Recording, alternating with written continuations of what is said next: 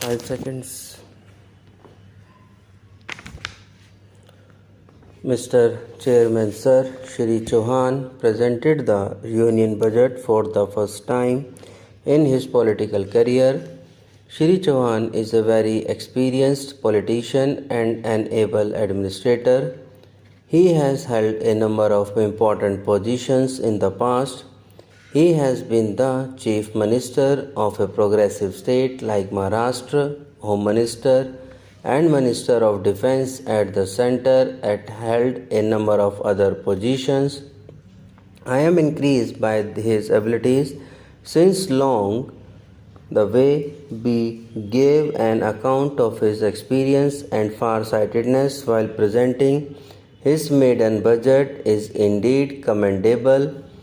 This budget is commendable and significant in many respects. The tempo maintained by the government since 1980 for alleviating poverty and providing employment to the people is praiseworthy. The efforts of the government have resulted in an increase in these activities year after year, and this too is commendable. But this year the Honorable Minister has broken all previous records as he has given special impetus to the poverty alleviation program in the budget. The most significant among all these programs is the Jawaharlal Nehru Rozgar Yojana, under which there is a proposal to provide employment to one member in each family in 120 districts. It is in itself a revolutionary step. Our party has decided that employment must be given to at least one person in each poor family all over the country.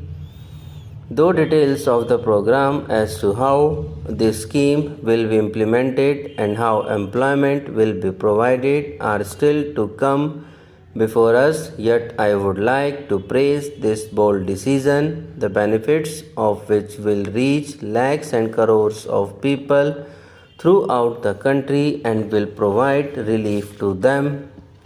A number of concessions have been given to poor people in this budget with a view to providing them relief, but at the same time it gave a setback to the middle class. So far as I can understand, the budget will in no way affect the rich people.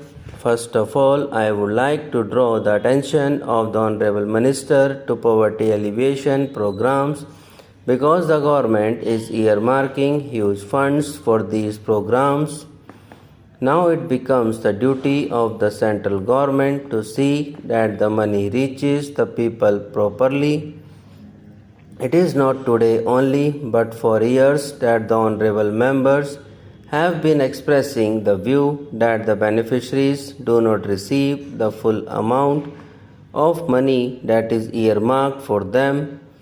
There could have been some difference of opinion had even 25% of the funds reached the people, but it is an acknowledged fact, and the government, even the Prime Minister, had admitted that the money released from the center under poverty alleviation programs or employment programs does not reach the people.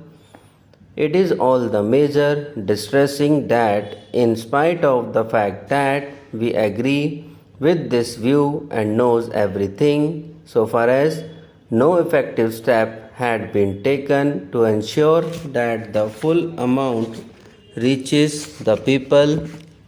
Only two agencies are involved in this work. The central government allocates the money and the state government implements the programs. It is the central government that knows the extent to which the guidelines issued by them are allowed by the state governments.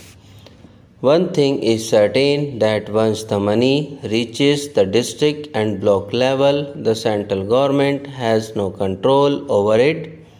It is said that monitoring is being done, but how and in what way it is done? So far, I have not seen any representative of the central government going to the block level and verifying the work done, or inquiring from the people and listening to them.